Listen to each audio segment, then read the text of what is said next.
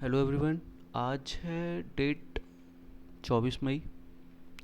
और 24 मई से जितने भी रिलेटेड करंट अफेयर्स के पॉइंट्स और जितने भी क्वेश्चंस बनते हैं वो हम आज डिस्कस करने वाले हैं। तो चलिए इसे शुरू करते हैं। और आज का जो पहला क्वेश्चन है वो है डिप्को-1 किट, यानी डिप्को-1 किट किसके द्वारा बनाई गई है। हाल ही में डिप्को-1 किट का निर्माण किया गया है डीआरडीओ के ज़रिए। तो इसका जो पहला ऑप्शन है वो है डीआरडीओ। इसका पहला ऑप्शन सही है। हाल ही में डीआरडीओ ने एक डिप्को-1 किट बनाई है जिसके ज़रिए हम अपनी जो प्लाज्मा और एंटीबॉडीज़ होती हैं उनको चेक कर सकते हैं, और उनकी जो मैक्सिमम जो हाई क्वालिटी की जो जांच है वो कर सकते हैं कि किसी भी प्लाज्मा में कितने एंटीबॉडीज़ हैं। और इसके साथ ही हम जो न्यूक्लियोकैप्सिड प्रोटीन होता है उसकी भी जांच कर सकते हैं। इस किट को वैनगार्ड, जो कि एक दिल्ली की डायग्नोस्टिक प्राइवेट लिमिटेड कंपनी है, वैनगार्ड डायग्नोस्टिक प्राइवेट लिमिटेड और डीआरडीओ ने दोनों ने मिलकर बनाया। डीआरडीओ का एक अलग शाखा है, defence institute of physiology and allied sciences, जिसके ज़रिए इसको बनाया गया। और आईसीएमआर ने इसको भी परमिशन दे दी है। इसको आईसीएमआर के द्वारा परमिशन दे दी गई है। ठीक। इस किट को बनाने का जो उद्देश्य है वो कोविड-19 के लिए बने एंटीबॉडी का पता लगाना, जिसमें प्लाज्मा या एंटीबॉडी जिसे मानव सीरम का गुणात्मक रूप से पता लगाया जा सकता है। इस किट की जो सेल्फ लाइफ है वो 18 महीने है, और अभी इसकी जो अनुमानित कीमत बताई जा रही है वो 75 रुपये बताई जा रही है। वैनगार्ड डायग्नोस्टिक प्राइवेट लिमिटेड जो है वो एक अपनी इंडिया की ही कंपनी है। इसकी जो अभी सीईओ हैं वो हैं वीना कोहली सॉरी। और ये इसका जो हेडक्वार्टर है या ये जो कंपनी बेस्ड है वो है न्यू दिल्ली। ये कंपनी जो है वो न्यू दिल्ली बेस्ड है।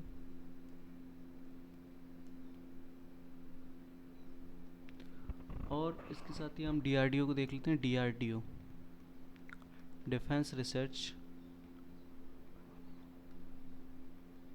Defence research and development organisation.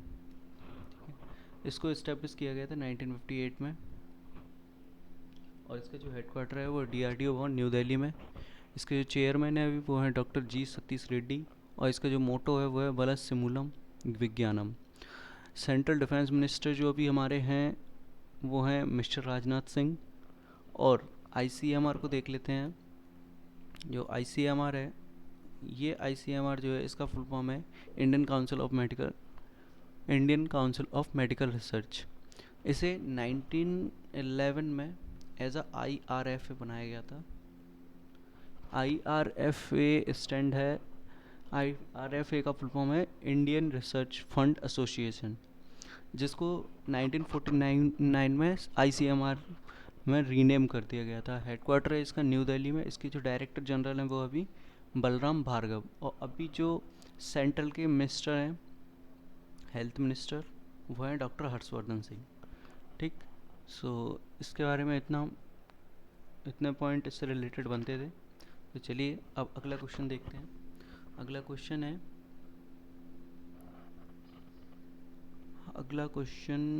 है कि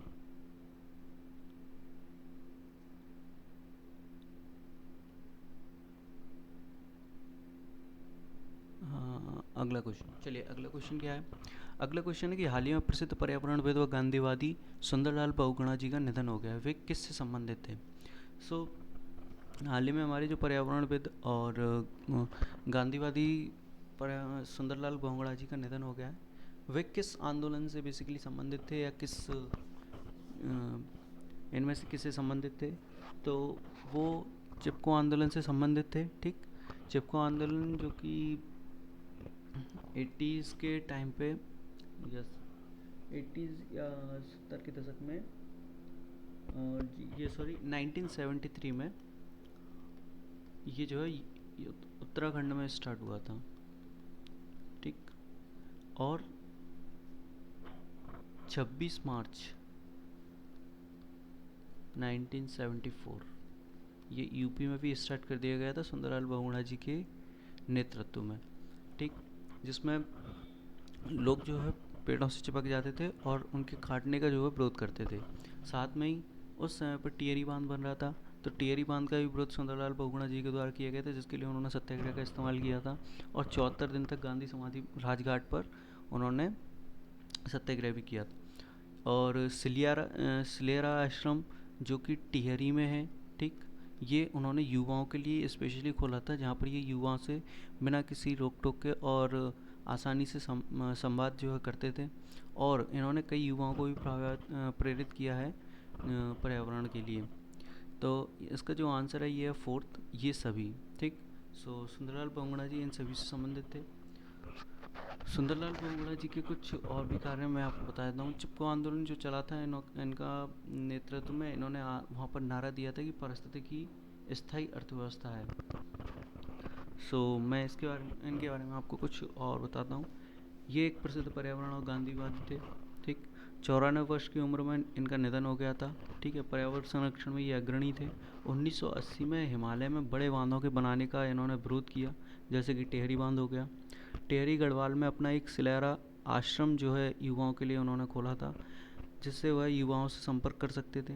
उन्होंने कई युवाओं को प्रेरित भी किया। 70 के दशक में महिलाओं के साथ पेड़ों की कटाई को बचाने के लिए चिपको आंदोलन की शुरुआत की।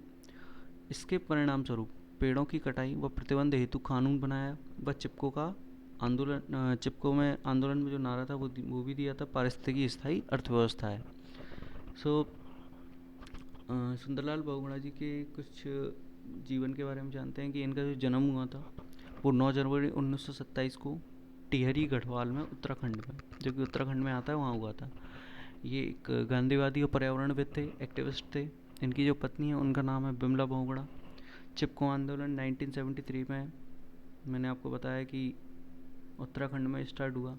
1974 में ये यूपी में आ गया, ठीक, क्योंकि यूपी का मैक्सिमम पार्ट कवर कर लिया था फिर उन्होंने। इसमें जो नारा दिया था इन्होंने, पारिस्थितिकी स्थायी अर्थव्यवस्था है। ट्रांस हिमालय के 5000 किलोमीटर का जो क्षेत्र था वो 1981 से 1983 तक गांव-गांव में घुसे, गांव-गांव में घूमे व लोगों को अपने साथ जोड़ा। परिणाम स्वरूप क्या हुआ कि उस टाइम पे जो प्रधानमंत्री थी हमारी इंदिरा गांधी जी, उन्होंने बहुगुणा जी के साथ मीटिंग की और 15 साल तक जो पेड़ थे वहाँ पर उनकी कटाई पर बैन लगा दिया था। साथ में इन्होंने टेहरी बांध का भी विरोध किया था, सत्याग्रह का प्रयोग किया और अनशन पर बैठे। अब हम जरा बांधों को देख लेते हैं। भारत में बांध, जो कि इससे रिलेटेड है, सारी चीज़ें कनेक्ट होकर पढ़ेंगे तो जल्दी याद रहेंगी और सारी चीज़ें लिंक करके पढ़िए, ठीक है। टिहरी बांध जो है, सबसे पहले टिहरी बांध, जो टिहरी बांध है वो आपका भागीरथी नदी पर बना हुआ है, ठीक। मैं आपको बता देता हूँ, टिहरी बांध जो है वो भागीरथी नदी पर बना हुआ है और ये टिहरी में इसकी लंबाई जो है 575 मीटर है और इसकी जो ऊंचाई है वो 260.5 मीटर है। और ये भारत का सबसे ऊंचा बांध है, एशिया का दूसरा ऊंचा बांध और विश्व का 8वां ऊंचा बांध है। विद्युत उत्पादन की जो क्षमता है वो है 1000 मेगावाट की, ठीक। इसका जो प्रोजेक्ट कंडक्ट हुआ था वो हुआ था 1967 में और डिज़ाइन जो है कंप्लीट हो गया था 1972 में। कंस्ट्रक्शन जो शुरू हुआ था इसका सन 1978 में हुआ था और रीडिज़ाइन इसको करा गया था 1990 में। डेडिकेटेड है किसके लिए? नेशन के लिए। कब करा था? 2006 में। भारत में बांध देखिए, और भी भारत में बांध है। भारत में बांध का क्या इतिहास रहा है मैं वो भी आपको बता देता हूँ।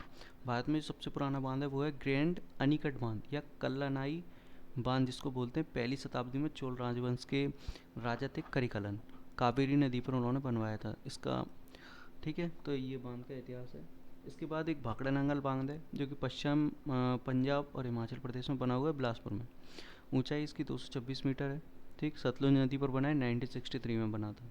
इसमें बेसिकली दो बांध हैं, एक जो है आपका भाखड़ा और इसके ही ठीक नीचे बना हुआ है एक नांगल, तो दोनों को मिला के कहते हैं भाखड़ा नांगल बांध, ठीक है।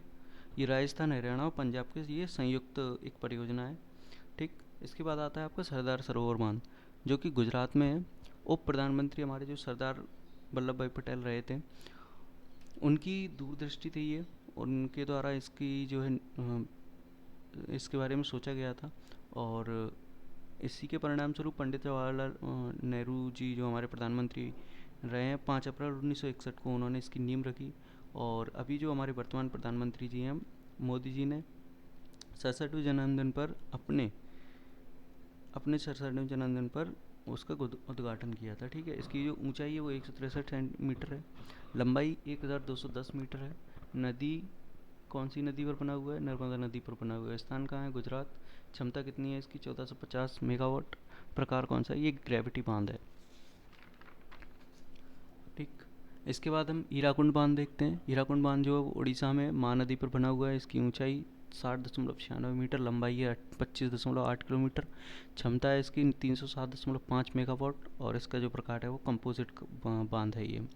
नागार्जुन सागर बांध तेलंगाना में है। ठीक है, इसकी जो ऊंचाई है वो 124 मीटर है, लंबाई है 1450 मीटर। नदी कृष्णा नदी। स्थान तेलंगाना। क्षमता 816 मेगावाट। प्रकार चिनाई बांध। सो आपको घबराने की ज़रूरत नहीं है, कुछ भी आपको जो है लिखने की ज़रूरत नहीं है। मैं आपको पीडीएफ टेलीग्राम चैनल पर दे दूँगा। ठीक, लिंक आपको डिस्क्रिप्शन में मिल जाएगी, वहाँ से आप पीडीएफ डाउनलोड कर लेना। ठीक, सब कुछ आपको रिटर्न और फुल डिटेल में मिल जाएगा उस पीडीएफ में, और कोई उसकी पीडीएफ भी मैं आपको वहीं पर दे दूँगा, तो वहाँ से आप डाउनलोड कर लेना। ठीक है, कुछ भी आप सिर्फ सुनिए इसे ढंग से। ठीक, चलिए इसके बाद तीसरा क्वेश्चन देखते हैं कि हिट कोविड ऐप किस राज्य सरकार के द्वारा लॉन्च किया गया। तो हाल ही में हिट कोविड ऐप जो है वो लॉन्च किया गया है, जिसमें हिट का जो मतलब है वो होम आइसोलेशन ट्रैक्स। ठीक, होम आइसोलेशन ट्रैक्स। इसमें क्या होगा कि जो भी घर पर आइसोलेटेड हैं उन पर निगरानी रखी जाएगी, उनकी जांच हर पल की जाएगी, और अगर उन्हें कोई भी समस्या होती है तो जो आसपास का जो भी हॉस्पिटल होगा वहाँ तक ले जाया जाएगा। ये सारा काम सरकारी कर्मचारियों के ज़रिए किया जाएगा। सो हाल ही में बिहार ने इस ऐप को लॉन्च किया है। ठीक, बिहार के बारे में आपको बता देता हूँ। बिहार की जो कैपिटल है वो है पटना। ठीक, यहाँ के जो सीएम है अभी वो है नीतीश कुमार, और गवर्नर यहाँ के हैं फागू चौहान। ठीक, चलिए इसके बाद अगला क्वेश्चन देखते हैं। अगला क्वेश्चन क्या है? यूईएफए महिला चैंपियंस लीग ट्रॉफी में कौन विजेता रहा है? तो हाल ही में यूईएफए महिला चैंपियंस लीग ट्रॉफी हुई थी, जिसमें बार्सिलोना ने चेल्सी को हरा करके ये ट्रॉफी जीत ली। तो इसका सेकंड ऑप्शन सही है, बार्सिलोना। सो हाल ही में बार्सिलोना इसमें जो है जीता हुआ है। सो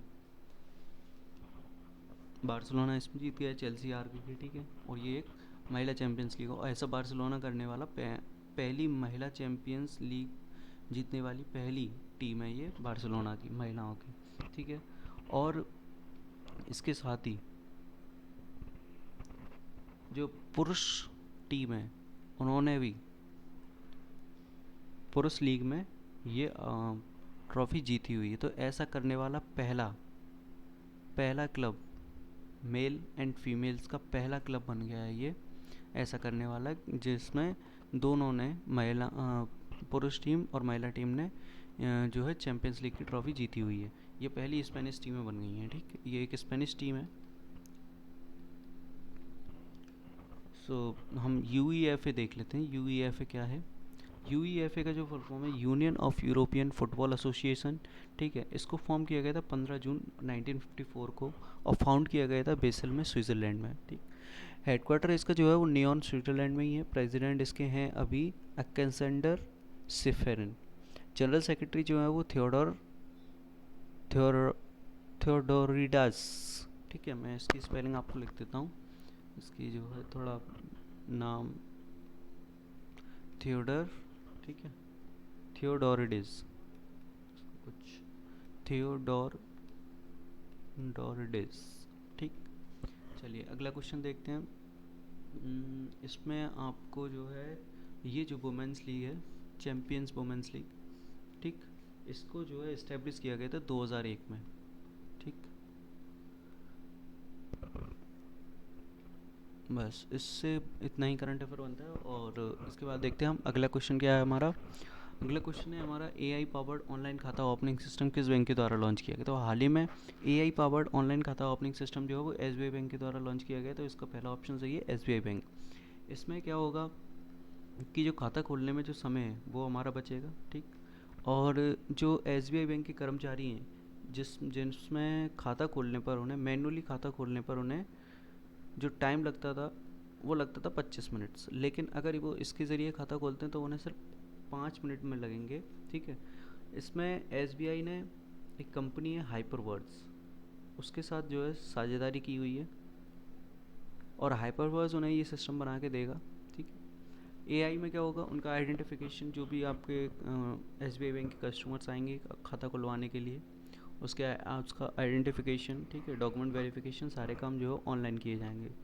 ये जो काम है हाल ही में कोविड-19 को देखते हुए और तेज़ी से किया जा रहा है, जिससे जो खाता खोलने में जो हमें समय लगता है और जो समस्या आती है उसे कम किया जा सके, ठीक। सो मैं एसबीआई को हम देख लेते हैं। एसबीआई जो है वो स्टेट बैंक ऑफ इंडिया, ठीक, स्टेट बैंक ऑफ इंडिया। इसके जो अध्यक्ष हैं अभी हेड, वो है दिनेश कुमार। इसका जो हेड क्वार्टर है वो है मुंबई, और इसकी जो इस्टेब्लिशमेंट हुई थी वो 1 जुलाई 1955 को हुई थी, ठीक। चलिए इसके बाद अगला क्वेश्चन देखते हैं हम। अंतर्राष्ट्रीय हॉकी संघ में हाल में 4 लोगों को शामिल किया गया था, इनमें भारत से किन्हें शामिल किया गया है। सो हाल ही में अंतर्राष्ट्रीय हॉकी संघ, जो कि FIH यानी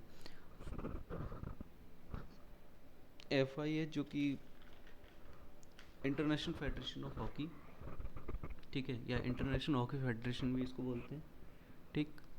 सो इन्होंने 4 लोगों को शामिल किया था, जिसमें से भारत से जो है इन्होंने श्री राजेश पट्टू को शामिल किया था। तो इसका पहला ऑप्शन सही है, श्री राजेश पट्टू। श्री राजेश पट्टू जो है हमारी भारतीय इंडियन हॉकी टीम के नेतृत्व भी कर चुके हैं, और 2017 के पैनल में भी सदस्य रह चुके हैं ये FIH के, ठीक। हाल ही में इन्हें पुनः नियुक्त किया गया है एज अ FIH मेंबर, ठीक। तो इसमें जो 4 लोग शामिल किए गए उसमें इंडिया के हैं राजेश पट्टू जी के बारे में, ये भारत की नए जो टीम है उसका नेतृत्व कर चुके हैं, ठीक। और 2027 पैनल में भी ये सदस्य रह चुके हैं। अब FIH हम देख लेते हैं, FIH क्या है। FIH का मैंने फुल फॉर्म आपको बता ही दिया, इंटरनेशनल हॉकी फेडरेशन, ठीक है। ये क्या है कि वर्तमान और पूर्व के जो खिलाड़ी हैं उनको जो है इसमें शामिल किया जाता है। खिलाड़ी और खेल के विकास हेतु ये कार्य करता है, ठीक। ये पूरा फेडरेशन, इसका जो हेड क्वार्टर है वो है लुज़ाने, स्विट्ज़रलैंड में। इस्टेब्लिशमेंट जो हुई थी इसकी 7 जनवरी 1924 पेरिस फ्रांस में हुई थी। इसके जो CEO हैं अभी, वो हैं थियरी वेडल, और इसके जो नए अध्यक्ष अभी बनाए गए हैं, पहले इसके डेविड कॉलियर अध्यक्ष थे, जिनकी जगह पर अब स्टीव हॉर्गन जो कि USA से हैं, उन्हें अब अध्यक्ष बनाया गया है, ठीक। सो इससे रिलेटेड इतना ही करंट अफेयर बनता है। अगला क्वेश्चन देखते हैं। ITR फाइल करने की तारीख जो कि 31 जुलाई 2021 थी, उसे बढ़ाकर कितना कर दिया गया है। सो हाल ही में ITR फाइल करने की जो है तारीख बढ़ाई गई है। ये पहले 31 जुलाई थी, ठीक, 31 जुलाई थी, लेकिन कोविड के कारण इसको बढ़ा दिया गया, 2 माह इसको बढ़ा दिया गया है। 2 माह बढ़ा करके इसको, सॉरी, ये 31 जुलाई थी, 2 माह बढ़ा करके इसको 30 सितंबर कर दिया गया है, ठीक। सो अब इसकी जो डेट है वो है 30 सितंबर, तो इसका सेकंड ऑप्शन सही है, ठीक। फाइनेंशियल ईयर 2021 से लेकर के 2022 के लिए ये फैसला लिया गया है, ठीक। कोविड-19 के कारण जो आयकर अधिनियम 1961 के तहत ये फैसला लिया गया। कंपनी हेतु ITR की जो तारीख है फाइनेंशियल ईयर 2021-22 हेतु 31 अक्टूबर से बढ़ाकर 30 नवंबर 2022-21 कर दी गई है। सो इंडिविजुअल के लिए ये 30 सितंबर है, ठीक, लेकिन कंपनीज के लिए ये 30 नवंबर है, ठीक। समझ में आया, कंफ्यूज ना हो। ITR फाइल करना क्या होता है कि जो भी इनकम टैक्स से रिलेटेड जितने भी इंडिविजुअल या कोई व्यक्ति है जिसके भी 2.5 लाख से ज़्यादा इनकम है, उन्हें ITR फाइल करना पड़ता है, ठीक। और जो भी उनकी इनकम होती है उसका लेखा जोखा उन्हें देना पड़ता है फॉर्म में भर के, ठीक। इनकम टैक्स एक्ट 1961 क्या है, ये इसमें जो है 298 सेक्शन है, 14 शेड्यूल है।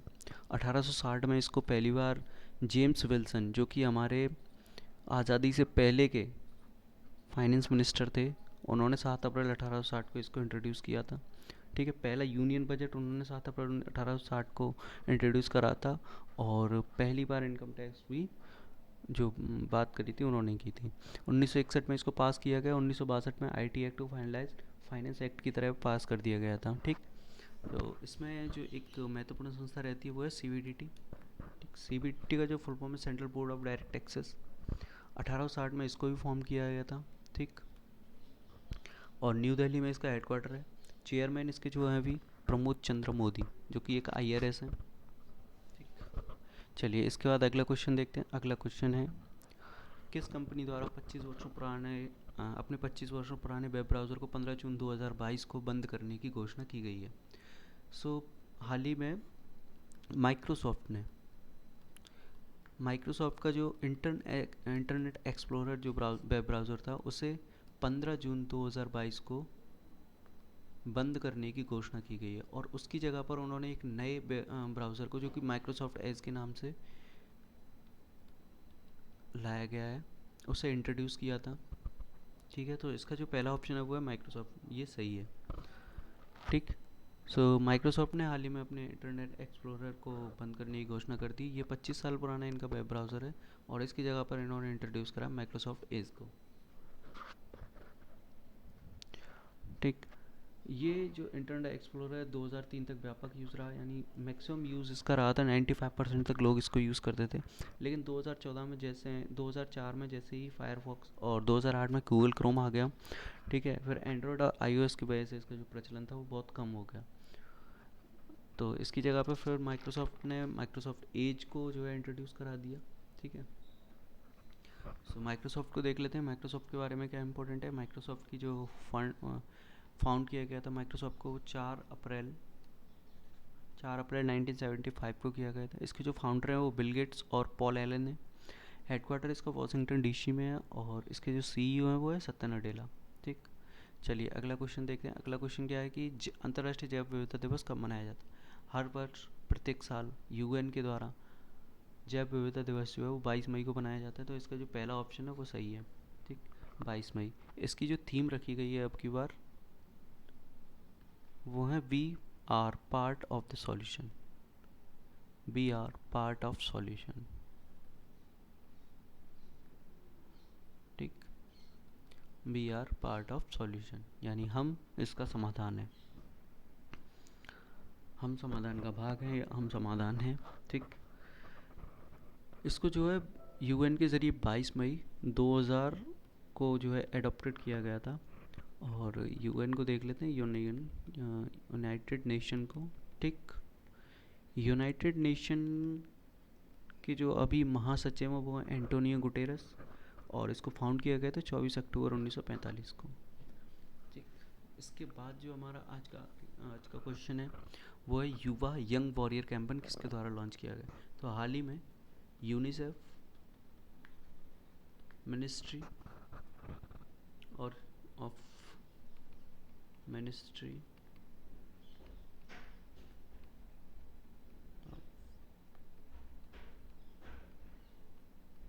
युवा affairs, ministry of health and family welfare, इन सब के द्वारा साथ में ये कैंपेन लॉन्च किया गया है, ठीक है। इसमें जो युवा हैं उन्हें बेसिकली डेली टास्क दिए जाएंगे और जो भी कार्य हैं उन्हें बताए जाएंगे और ये उन युवाओं के लिए लॉन्च किया गया है, ठीक है। हाल ही में इस प्रोग्राम को लॉन्च किया है इन सभी ने मिल कर के, ठीक। यूनिसेफ को हम देख लेते हैं पहले। यूनिसेफ जो है इसका जो फुल फॉर्म है वो है United Nations children's emergency fund. इसको फॉर्म किया गया था 11 दिसंबर 1946 को। इसका जो हेडक्वार्टर है वो न्यूयॉर्क सिटी में और हेड जो है इसके अभी हेनरिएटा H होल्समैन 4 है। मिनिस्ट्री ऑफ युवा अफेयर्स, ठीक है, या यूथ अफेयर्स इसको बोलते हैं, यूथ अफेयर्स, ठीक। मिनिस्ट्री ऑफ यूथ अफेयर्स को फॉर्म किया गया था 1982 में। इसका जो हेडक्वार्टर है वो न्यू दिल्ली में। इसके जो मिनिस्टर हैं अभी सेंट्रल मिनिस्टर इसमें या जो इसका प्रभार संभाल रहे हैं अभी वो है किरण रिजिजू, ठीक है। Ministry of health and family welfare जो है इसकी जो इस्टेब्लिशमेंट की गई थी वो 1976 को की गई थी, ठीक। हेडक्वार्टर इसका न्यू दिल्ली में ही है।